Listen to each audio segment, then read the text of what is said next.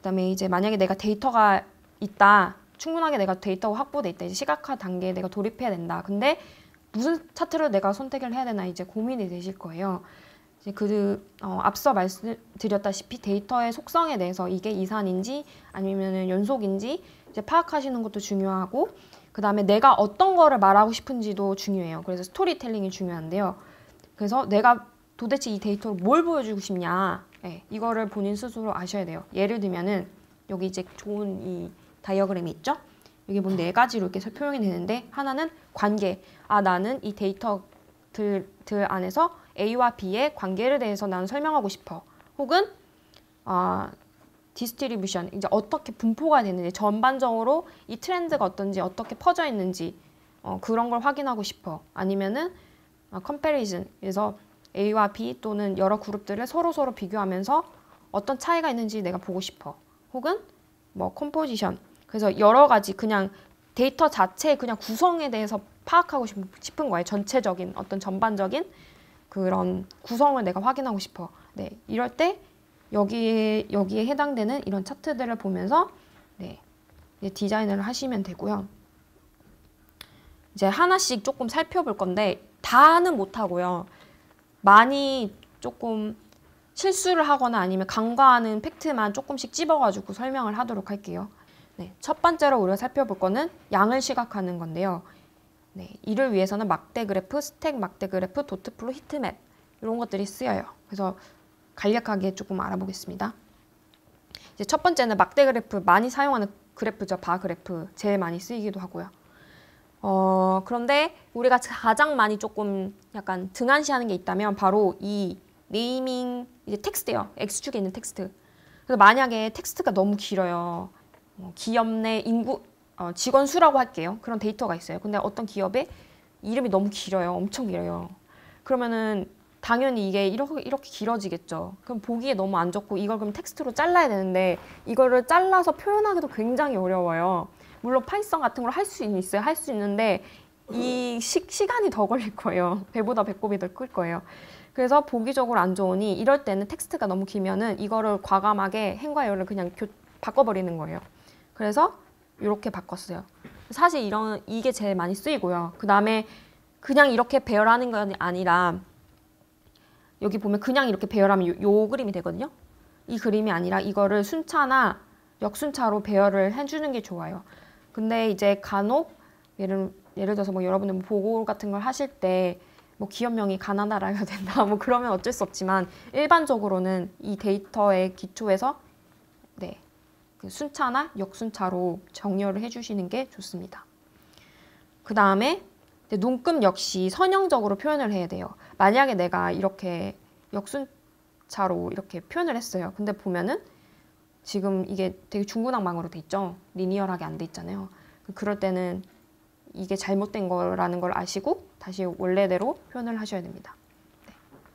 그래서 이렇게 다시 표현을 해야 되고요. 그 다음에 두 번째로 스택 막대 그래프인데, 이제 여러 가지들을 서로 비교할 때 이제 쓰이는데요. 보시게 되면 이게 이제 미국 어떤 주의 그 인종과 관련해서 그 사람들의 그 수입에 대해서 서로 비교한 거예요. 보시면은 뭐 별로 나쁜 게 별로 없어 보여요. 그죠? 이렇게 그냥 표현을 할 수 있고, 근데 이게 보시면 알겠지만은 이게 너무 많은 정보가 하나의 한 눈금에 표시되어 있다 보니까, 이걸 만약에 제가 요거만 봤을 때, 아, 파란색이 뭐였냐? 아, 아시안이지? 얘 뭐지? 블랙이지? 이렇게 계속 확인해야 되는 문제가 있어요.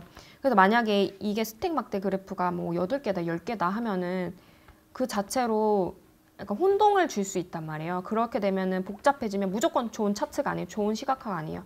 그럴 때는 다 일일이 개별적으로 다시 떼서 이렇게 펼쳐서 이제 보여주는 게 좋습니다. 그래서 여기도 이렇게 지금 표현이 돼 있죠. 그래서 요거를 이렇게 개별로 만들거나 아니면 따로 하나를 떼가지고 만드시는 게 좋아요. 그래서 여러 가지들을 X축과 Y축을 계속 바꿔보시면서 어떤 그림이 좋은지, 어떤 그림이 더 설득력 있고 더 데이터를 더 명확하게 표현해 줄 수 있는지를 계속 트라이얼을 해보시면서 찾아가시는 게 좋습니다. 그래서 저도 일을 해보면서 맨 처음에 이렇게 갖다 드렸는데 이게 무슨 말이야? 뭐 이런 식으로 막 하신 분도 있어요. 내가 봐서는 괜찮고 내가 봐서는 예쁘고 내가 괜찮은데 일반인이 봤을 때는 이해를 못할 수도 있거든요. 그래서 많은 것들을 실험해 보시면 좋을 것 같습니다. 그리고 3D를 간혹 사용할 때가 하시는 분도 보긴 했는데요. 근데 3D 일반적으로 안 쓰는 게 좋아요. 예를 들어서 이 정보가 3차원이다. 그래서 난 3차원의 공간을 막 다 보여줘야 돼요. 막 되게 막 보여줘야 돼. 그런 경우가 아니면 쓰지 않는 게 좋아요. 네. 그리고 이런 그래프도 많이 보셨죠? 이 그래프는 타이타닉호 승객 성별의 비율을 말하는 건데요. 뭐 나쁘지 않은 것 같아요. 저도 제가 봐서는 뭐 나쁘지 않은 것 같아요. 이렇게 또 표현할 수 있는데 그 다음에 도트플롯. 도트플롯에 대해서 설명드릴게요. 도트플롯은 간혹 쓰이는 것 같아요. 쓰이는데 일반적으로 이런 그래프를 많이 보셨겠죠? 그죠? 그래서 이게 보면은 나라별로 기대 수명에 대해서 표시를 하는 건데 보시면 알겠지만 당연히 기대 수명이 0 이상일 거 아니에요. 어느 지점 이상이잖아요. 그렇죠? 보면 차이가 60에서 거의 차이가 있잖아요. 그렇기 때문에 이 정에 있는 정보는 있어도 되고 없어도 되고 하는 거예요. 그래서 요거를 삭제하고 이 범주를 여기서 60에서부터 80으로 늘렸어요. 이렇게 한정지었어요. 하니까 극명하게 차이가 보이죠? 그죠? 그래서 이 차트는 좋은 차트가 아니다. 그래서 이 차트를 만약에 해보셨다면 그 다음 스텝으로 이렇게 변경을 해보시는 거예요. 그리고 이거 역시 보시면 지금 보면은 ABCD로 정렬이 돼 있어요. 그죠? ABCD가 안 좋은 게 아까 말씀드렸지만 ABCD로 해다 보면 어느 나라가 어느 국가가 가장 기대 수명이 높은지 파악이 어려워요.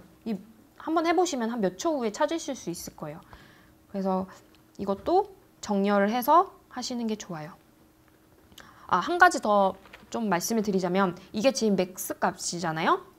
근데 민 값을 여기다 추가하실 수도 있어요. 그래서 여기다가 민 값을 이렇게 표시를 해서 이 줄을 여기를 이렇게 연결하면은 민맥스 차트가 돼요. 네. 그래서 그렇게 범주를 이렇게 도트 플러스로 이제 만들 수도 있고요.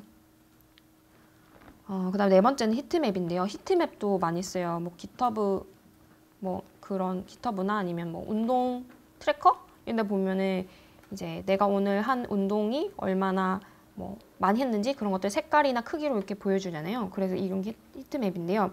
히트맵도 많이 써요. 많이 쓰이는데 그냥 데이터를 받아서 이렇게 표현할 수도 있어요. 표현할 수 있는데 보면은 정렬이 되지 않아요. 그래서 보면은 이게 영어로 인터넷 유저가 없는 국가들을 또 살펴보려면 한참 걸려요. 한참 걸리고 뭐를 봐야 되는지 모르겠어요.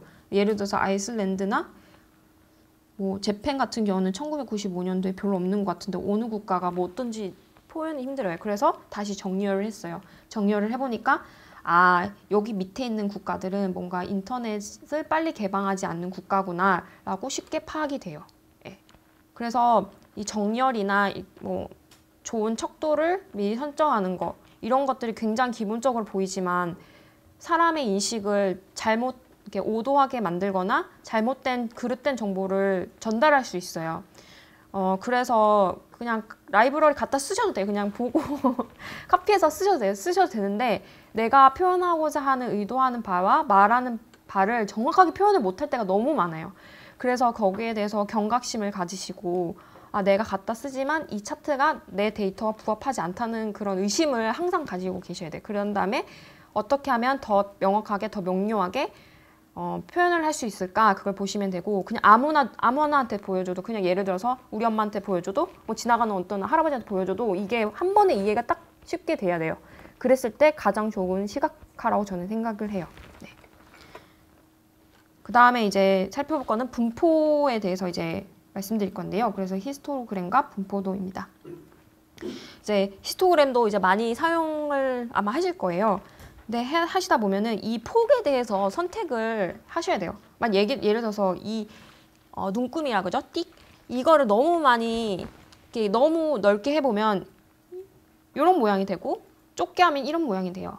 그래서 해보시고 적절한 그 폭을 설정을 하셔야 돼요. 그 다음에 이제 능선을 하시면 되는데 이거를 이제 커널 밀도 추중지로 이제 할 수 있어요. 그래서 이런 함수들을 만드실 필요 없고 이거는 실습에 없는데 하실 필요가 없고 이미 함수가 다 만들어져 있어요. 그래서 메서드를 가지고 이 폭을 이 밸류 값을 조정을 하면서 어떤 그림이 가장 이상적인지를 테스트하셔서 가지고 오시면 돼요.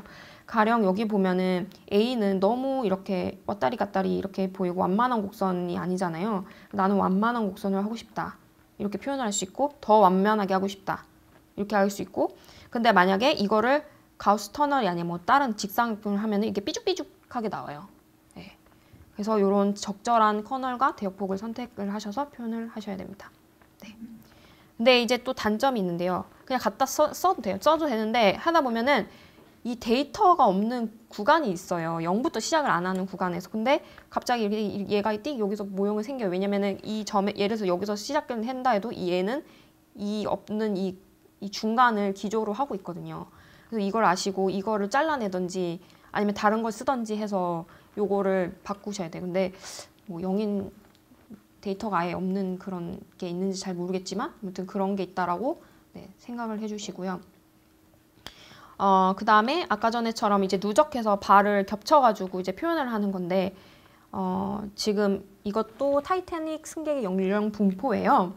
보시면 알겠지만 이렇게 겹쳐 보이니까 이게 지금 보면은 예를 들어서 여기 있죠? 이 지점 지금 몇 살인지 여기 있다. 이 지점에서 이 나이대에서는 여성이 훨씬 많은데 남성이 겹쳐 있어서 아이고 죄송합니다. 이 확인을 하기가 어려워요. 이게 보면은 그래서 이거를 투명도를 적용을 시켜가지고 서로 이제 보일 수 있게 예를 들어서 여기는 지금 보면은 남성 비율이 이 정도밖에 안 되는데 여성 비율이 이렇게 됐잖아요. 근데 만약에 피메일 그러니까 여성을 오버랩 시켜가지고 얘를 더 위에 오게 한다면 당연히 뒤에 메일은 가려져 있겠죠. 그러면은 메일 데이터는 없다고 사람들이 생각할 수 있겠죠. 아, 그럼 이 나이대에 남성은 안 탔구나. 이렇게 오도를 할 수 있단 말이에요. 그래서 이런 경우에는 이렇게 오피시티를 적용시켜서 투명도를 적용시켜서 하실 수 있고요. 그래서 이거를 토대로 분포도를 그렸어요. 그렸는데 뭐 나쁘지 않은 것 같아요. 좋아요. 좋은데 또 보면은 또 이렇게 겹치는 구간이 있어요. 겹치는 구간이 있고 여기에 대해서 또 잘 안 보여요. 이럴 때 어떻게 하냐. 이럴 때는 이렇게 같이 겹치는 것보다는 다시 펼치는 게 좋다. 따로따로 만드는 게 좋다. 그래서 여기 보시면은 전체 분포도와 그 성별의 분포도를 각각 이렇게 표현을 하는 게 좋다. 네, 이렇게 보시면 되고요. 그 다음에 이것도 보시면 많이 아시는 그 인구 분포도 할 때 뭐 종 모양, 별 모양 그런 거 있잖아요. 그런 거죠. 그래서 이렇게 표현을 할 수도 있어요. 할 수도 있는데 이걸 봤을 때 전반적인 어떤 분포도나 그 상대적인 그런 것들이 읽혀지지가 않아요. 그냥 트렌드 전체 모양이 이렇다라고 느낄 수 있어요. 그래서 이런 그래프도 이렇게 다시 바뀔 수가 있어요. 지금 보면은 이건 좀 다른 데 있던데 이제 4가지品종의 우유에서 유지방 밀도의 밀도 추정을 하는 거예요. 그래서 서로 이렇게 하면 서로 이제 비교가 가능하죠. 네. 그래서 히스토그램을 그려보고 분포도를 그려본 다음에 이제 서로 치환을 하거나 아니면은 바꿔보거나 하면서 이제 적합한 그래프를 찾으시면 됩니다. 세 번째는 경험적 누적 분포 함수인데요. 요건 약간 데이터 사이언스 같은 내용이 조금 들어있어요. 이제 요게 뭐냐면 이제 데이터 분포가 적합한지를 평가하거나 서로 다른 여러 표본의 분포를 비교하는 건데요. 쉽게 말해서 많이 하는 거 있잖아요. 뭐 수능 성적, 뭐 비율이 어떠냐, 뭐 몇 점 이상 받아야지 뭐 몇 등급이냐 이런 걸 할 때 많이 쓰이는데 여기 보면은 학생 50명의 성적 누적 분포가 있어요. 그래서 이렇게 하나씩 다 마킹해서 이렇게 그렸어요. 그다음 내일 1차 줌으로 그려보고 그랬는데 그 다음에 이제 순위를 이제 정규화를 시킨 거예요. 이제 0부터 50까지가 아니라 이걸 또 축약시켜서 0부터 1까지를 만든 거예요. 네. 그래서 이런 식으로 이제 데이터를 정규화시키고 이제 순위를 이제 정규화시키는데요. 여기를 보시면은 지금 보면 이런 이제 로그 그래프가 있어요. 이렇게 있죠. 이렇게 있어서 얘를 보시면 이 자체가 지금 문제가 많아요. 여기 보면은 이 뭐 어디가 뭐 지금 도대체 어떻다는 건지 전혀 이렇게 볼 수가 없어요. 그래서 이런 경우에는 로그 함수를, 그러니까 로그로 이렇게 취한을 해서 이렇게 바꿔야 돼요. 그래서 맥스와 민의 값이 너무 클 때, 그러니까 아까 말씀드렸다시피 그 어떤 지역에 예를 들어서 뭐 텍사스 주의 어떤 카운티에 인구수가 빵일 수도 있고 아니면 10명일 수도 있고, 근데 어떤 데는 뭐 10만 명이에요. 그러면 그걸 다 담을 수 없잖아요. 그죠? 그럴 때는 로그를 취해서 편차를 줄여야 돼요. 네. 그래서 나중에 그려보면 이렇게 완만한 이런 곡선이 나오고, 네. 지금도 보면은 이렇게 이런 예쁜 로그 곡선이 나오죠. 네. 이렇게 해서 표현을 해주시는 게 좋습니다. 그 다음에는 요즘에 또 많이 쓰이는 이제 많은 분포를 한 번에 시각화하는 박스 플롯인데요. 이것도 요즘에 되게 많이 쓰이는 것 같아요. 이 그래프는 링컨 어떤 주의 그 일일 평균 기온을 말하는 거예요. 근데 보시면 알겠지만 딱 봐도 별로인 것 같죠? 보면은 이 축이 이 오차가 다 똑같이 있어요. 똑같이가 아니구나. 조금씩 달라요. 근데 이 오차의 범위라고 이게 표시되어 있는 게 너무 커요.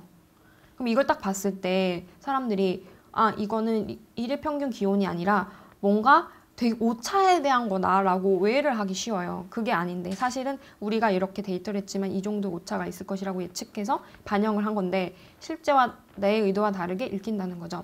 그래서 이거는 좋은 그림이 아니다. 네, 라고 볼 수 있겠고요. 그래서 많이 쓰이는 게 이제 박스 플롯인데요.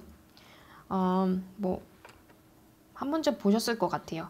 그래서 요 데이터 점에 대해서 중간값을 구하고 그 전에 미리 이런 튀는 값이 있어요. 튀는 값. 튀는 값은 다 삭제하거나 그냥 없다고 치고 이 범주 안에서 민 값을 찾은 다음에 그 다음에 4분의 1.2 지점과 4분의 3 지점을 찾아가지고 이렇게 그려요. 그러면 이 박스가 나오거든요. 근데 이것도 내가 이걸 다 예를 들어서 이 중간값을 계산한 다음에 1사분면 계산한 다음에 3분면 이렇게 안 해도 되고요. 다 함수가 다 있어요. 그래서 이런 원리를 통해서 나온다라고 생각하시면 돼요. 그런데 만약에 이렇게 데이터를 내가 찍었어요. 이렇게 닷으로 이게 찍었어요. 근데 이렇게 보시면 이렇게 다 겹쳐져 있는 부분이 보이시죠? 그죠? 근데 이런 경우가 있는데 이런 경우에 내가 박스 플러스로 할 때 못 만들어요. 그냥 일직선이 되잖아요. 그죠?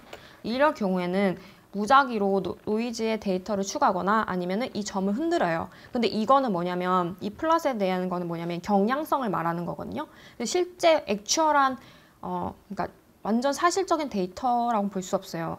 트렌드를 반영하는 거예요. 그냥 분포도에 대해서 그게 전체적 그림을 보여주는 거예요. 그래서 이런 거는 데이터가 뭐 굉장히 많을 때 사용하면 좋아요. 근데 너무 적다 할 때는 사용 안 하는 게 좋고요. 그래서 여기 이렇게 일직선으로 이렇게 표현을 될 때는 이걸 흔들어 버려요. 이것도 다 함수가 있어요. 그래서 흔들어서 이거를 이런 식으로 표현하는 건데 제 생각에도 여기 그림에 있는 이 점들이 개수가 좀 부족한 것 같아요. 더 많아야 된다고 생각이 돼요. 그래서 더 많아야지 이거를 잘 찾고 잘 그릴 수 있다고 생각을 해요. 그래서 이렇게 표현을 하고요. 이제 좀 더 다르게 아까 전에 박스로 이렇게 만들었잖아요.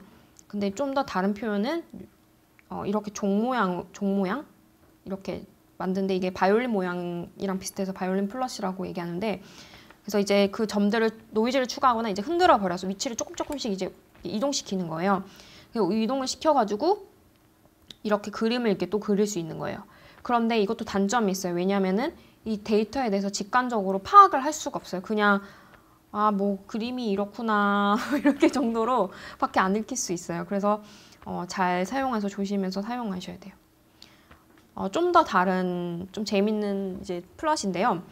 이게 뭐예요? 능선 플롯이라고 하는 건데 이거는 아까 전에는 여기에 X축에 월을 표시했잖아요. 그 다음에 Y축에 기온을 표시했어요. 근데 이거 바꾼 거예요. 바꿔서 X축과 Y축을 바꾼 다음에 이거를 이렇게 능선으로 표시했어요. 보면은 이렇게 추이가 느껴지죠. 아까 전에는 잘 몰랐잖아요. 뭐 예를 들어서 12월에 중순에 뭐 어떻다는 거야. 잘 읽혀지지 않았어요. 근데 여기 보면은 12월에는 처음에는 오케이 이렇게 해서 뭐 이렇게 올라가서 이렇게 되는구나. 뭐 이렇게 추이를 읽을 수 있어요. 경향성을 이렇게 쉽게 읽을 수 있어요. 독립적으로 이렇게 읽을 수 있고요. 근데 만약에 이렇게 직사각형으로 이렇게 딱딱딱딱 끊기게 표현하면은 여기 보면은 요 지점에 보이시면은 도통 이게 뭔지 모르겠죠. 그래서 좋은 그런 또 시각화는 아니에요. 네. 또 이 플롯은 이렇게 그 서로 양극단에 있는 그 패턴을 서로 비교할 때도 많이 쓰이거든요.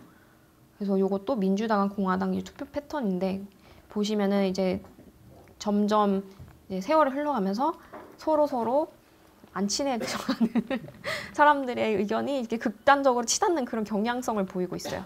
그래서 되게 재밌는 그런 차트인 것 같아요. 네. 그리고 이제 다음 네 번째로는 이제 비율에 대해서 살펴볼 건데요. 이제 원형과 스택 막대 그래프예요. 원형도 많이 쓰이죠. 원형도 이렇게 보이는데 지금 보시면 알겠지만 이게 간혹 가다가 저도 몇 번 봤어요. 이 100%가 안 맞아요.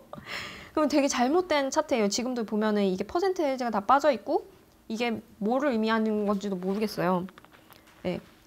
그 다음에 이렇게 또 스택으로도 표현할 수 있고 뭐 이렇게 표현을 할 수도 있는데 그 책에 보면은 이 저자가 뭐라고 하면은 이것 또한 좋은 차트가 아니라고 말해요. 왜냐하면은 243과 214가 그렇게 차이가 없잖아요. 크게. 그래서 이렇게 같이 겹쳐놓으면은 뭐가 더 큰지 한눈에 안 보인다. 차라리 그럴 바에는 이렇게 따로 떨어뜨려 놔라. 개별적으로 해라. 왜 굳이 이걸 쓰냐. 서로 차이가 없는데 그렇게 말을 하고 있고요. 네, 같은 이유로서 만약에 이 차트에 보면은 A, B, C, D, E가 거의 비슷해요. 그래서 이렇게 원형 차트로 해도 별로 좋은 차트가 아니고요. 또 이렇게 스택으로 표현해도 좋은 차트가 아니에요. 그래서 이럴 바엔 다 떨어뜨려 놔라. 이렇게 하는 거고요. 네, 이제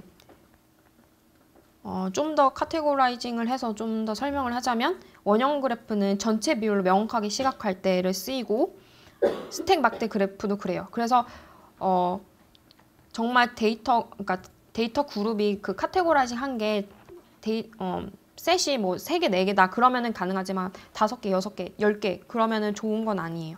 그럴 바에는 다 떨어뜨려 놔서 사이드 막대 그래프를 만들어라. 네, 이렇게 말을 하고 있고요. 또 이런 그래프도 있어요. 그래서 이런 그래프는 아예 처음에 막대로 꽉꽉꽉꽉 다 채우는 거예요.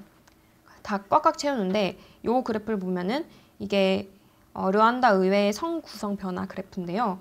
보시면은 어느 기점으로 여성들의 그 의회 성비가 늘어나는 걸 볼 수 있어요. 근데 만약에 이 저자가 이 눈금을 표시하지 않았다면 이 지점을 찾는데 한참 걸렸을 거예요. 그죠? 보고 언제부터 여성 비율이 높아졌지? 라고 한참 여기 이렇게 들어가서 본 다음에 50이 여기구나 라고 이렇게 표시를 해요. 근데 그럴 바에는 미리 너가 이렇게 표시를 해서 언제부터 이렇게 여성 비율이 너무 많았는지 이런 거를 한눈에 보기 쉽게 해라 하고 있고요. 요런 그래프도 있어요. 보면은 연령별 건강 상태인데 보면은 이런 식으로 여기 비율을 여기를 100으로 채운 다음에 이렇게 표현을 했고요. 이제 요거는 요 그래프는 좀 잘못된 그래프로 이제 설명이 되고 있는데 이게 뭐냐면 그 결혼 상태에 대해서 그 연령별로 어떤지를 이제 설명을 하고 있는데 이게 왜 잘못된 거냐면은 되게 그 인구와 그 수에 대해서 그러니까 수에 대해서 완전 간과해 버린 거죠. 실제로 80대 연령이 굉장히 작을 수도 있잖아요. 그죠? 그리고 60대가 많을 수도 있는데 그런데 이렇게 다 채워버리면은 대부분이 예를 들어서 그런 인구에 대해서 생각을 안 하고 그냥 채워버리면은 이걸 봤을 때 또 오도를 할 수 있다는 거죠. 그죠? 그래서 비율로 무조건 다 표현하는 것이 정답은 아니다. 네, 그렇게 생각을 하시면 되고요. 그래서 이거 역시도 이렇게 따로따로 이제 표현을 이제 다시 따로따로 개별적으로 이렇게 표현을 하는 거예요. 그래서 여기 보시면은 지금 결혼 상태가 굿인지 나쁜지 뭐 이런 것들을 따로따로 이제 비교를 하고 그 다음에 결혼한 사람, 결혼하지 않은 사람, 그 다음에 뭐 이혼했는지 아니면 과부인지 이런 것도 따로따로 떨어뜨려 놔서 했을 때 훨씬 더 이 그래프보다는 이해가 쉽다. 네. 그리고 이거 역시 이 카운트에 대해서 따로 개별적으로 표현을 하는 거기 때문에 오해할 경우가 적다. 이렇게 설명을 하고 있습니다. 네. 그 다음에 거의 이제 마지막 가고 있는데요. 네, 5번째는 중첩 비율을 시각화하는 건데요. 이제 이걸 위해서 모자이크 그래프랑 싱키 다이어그램이 생겨요. 쓰이고 있어요. 여기 보시면은 이것도 되게 재밌는데요. 이 데이터가 어떤 데이터냐면은 그 피츠버그라는 그 곳에서 연도별 건축 자재를 사용 현황을 이제 데이터로 표현하는 거예요. 근데 여기에 그 카테고리를 잘 보시면 알겠지만 건축 자재 해당이 안 되는 게 있어요. 그게 뭐죠? 모던이에요. 모던은 아니에요. 근데 이 사람이 잘못해서 이게 건축 자재 그냥 퍼센테이지로 있으니까 이게 반영을 해버린 거예요. 했는데 보면 당연히 잘못된 거죠. 그래서 또 그걸 빼고 그걸 포함해서 또 이제 이런 식으로 차트를 그렸어요. 그래서 이런 사용 현황을 이제 표현을 할 때 이제 어떻게 보면 좀 이 데이터 특성을 안에 살펴보시면은 현대에 와서는 이 강철을 더 많이 사용한다. 그런 게 안에 이제 카테고라이징 그룹핑이 돼 있어요. 그 데이터 안에. 근데 이 사람이 이거 몰랐던 거예요. 그냥 다 펼쳐놓은 거예요. 그냥 비율이니까. 그렇게 하면 안 되고 이거를 다시 큰 범주 안에 넣어서 다시 그룹핑해서 이렇게 모자이크 플러스로 만든 거예요. 아까 전에 그 스택이랑 약간 비슷하죠. 그래서 보면은 현대시대 스틸이 많고 그 다음에 메이처, 그 다음에 이머징 크래프트 이건 뭐 간의 숭어 같은 거죠. 이때는 우드가 당연히 높고 그 다음에 좀 더 발전을 했을 때는 스틸이 좀 더 쓰이고 좀 더 성숙히 왔을 때는 산업화 때는 뭐 50% 이상이 이렇게 쓰이고 뭐 이런 식으로 해서 이거를 이제 그렸는데요. 이렇게 하는 이유가 뭐냐면 결국에는 현대 시대에 와서는 우드를 안 사용한다는 거죠. 예. 그게 데이터로 봤을 때 명확한데 굳이 이렇게 이거를 표현을 해가지고 이걸 왜 이렇게 하냐. 예. 이런 컨텍스트적인 이런 문제예요.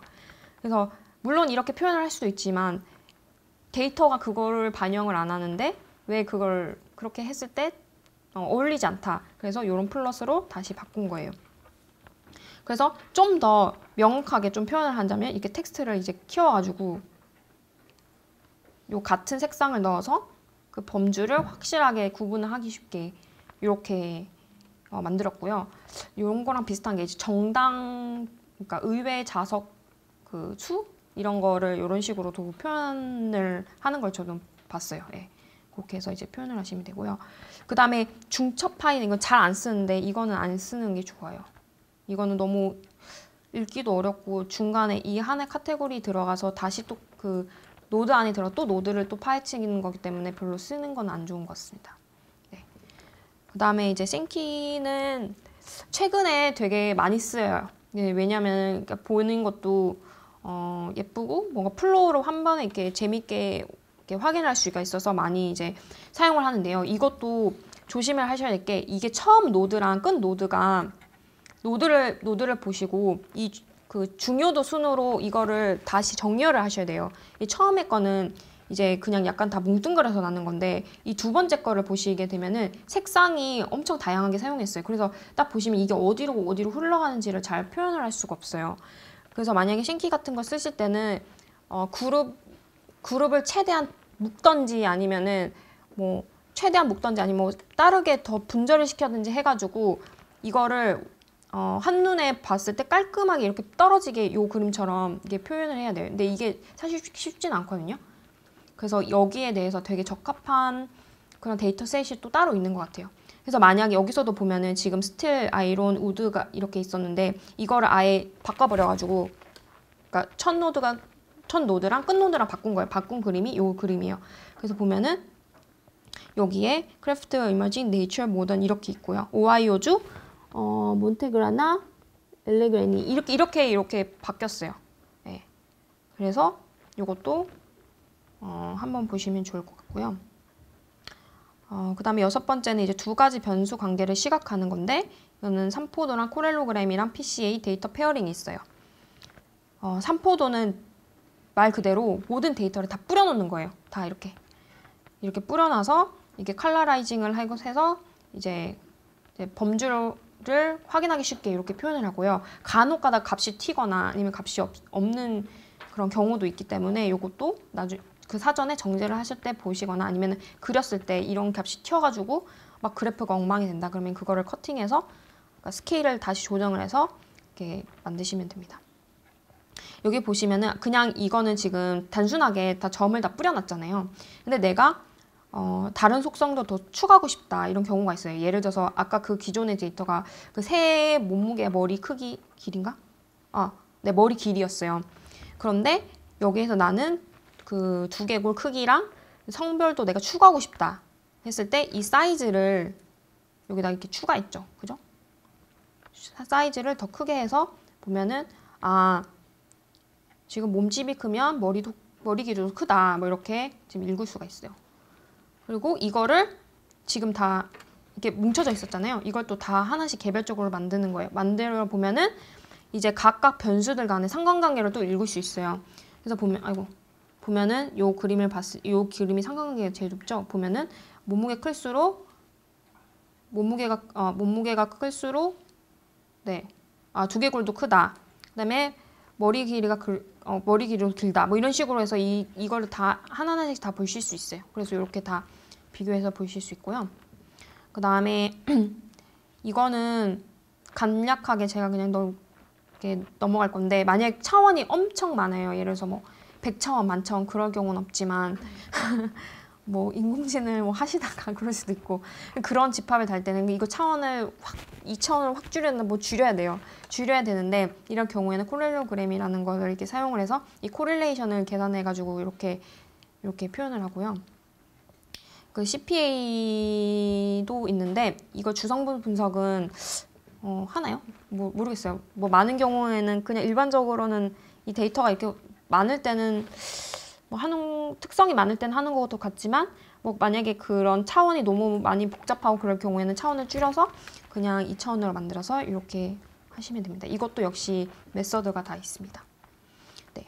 그다음에 데이터 페어링은 이거는 많이 쓰여요. 많이 쓰입니다. 이게 뭐냐면은 이 시작점과 끝점을 이렇게 서로 연결을 시켜가지고 순위에 대해서 파악을 하기 쉽게 이렇게 보이는 거예요. 그래서 시작은 여기 있는데 보면은 쿼터르가 여기였는데 여기로 내려갔다. 이런 식으로 하기도 하고요. 경우에 따라서는 이 색깔에 대해서 크고 낮음을 이렇게 표현하기도 해요. 네. 네. 그 다음에 6번째는 이제 시계열 데이터를 시각화하는 건데요. 여기는 보시면 이런 점들을 이렇게 다 연결을 이렇게 시키죠. 네. 그냥 점만 이렇게 해서는 이 트렌드를 읽을 수 없으니까 이렇게 다 이제 그 라인으로 이제 연결을 하는데요. 연결을 하다 보면은 이게 만약에 지금 보면은 이게 엄청 만약 지금은 데이터가 몇 개 없지만 이게 막 10,000개다, 뭐 1,000개다, 1,000,000개다 뭐 이렇게 되면 이 그림이 삐죽할 거란 말이에요. 그러면 이제 경량성을 읽기 어렵기 때문에 그때는 스무딩 처리를 이렇게 해줘요. 그죠? 이렇게 해주고요. 그럼 만약에 이 그래프가 이 두 가지를 내가 이제 표현을 해야 되는데 하나는 그러니까 정수비고 하나 음수다. 양수고 양수 위로 올라온 음수다. 음수의 데이터로 표현한다. 그러면은 이 스콥을 더 늘려서 이렇게 겹쳐서 이렇게 표현을 할 수도 있어요. 이거는 보면은 실업률에 대한 그런 그래프거든요. 그래서 각각 다른 거를 이렇게 같이 이제 표현을 할 수도 있고요. 여기다 보면은 아까 전에처럼 이런 경량성을 표시하기 위해서 이런 선을 그렸어요. 이것도 보면은 오차제극근을 이용해서 이렇게 또 이제 경량성을 보기 위해서 이 선형을 또 표시를 했고요. 뭐 주식 같은 거 보시면 이건 잘 아실 것 같아요. 여기도 보시면 가장 핏한 선을 찾기 위해서 이런 것도 그리고 이렇게 선형도 그리고 비선형도 그리고 이렇게 해서 이제 표현을 하고요. 이거 역시도 메서드가 다 있습니다. 네. 이제 마지막으로는 지도를 시각화하는 건데요. 이제 많이 쓰이는 게 이런 카토그램이거든요.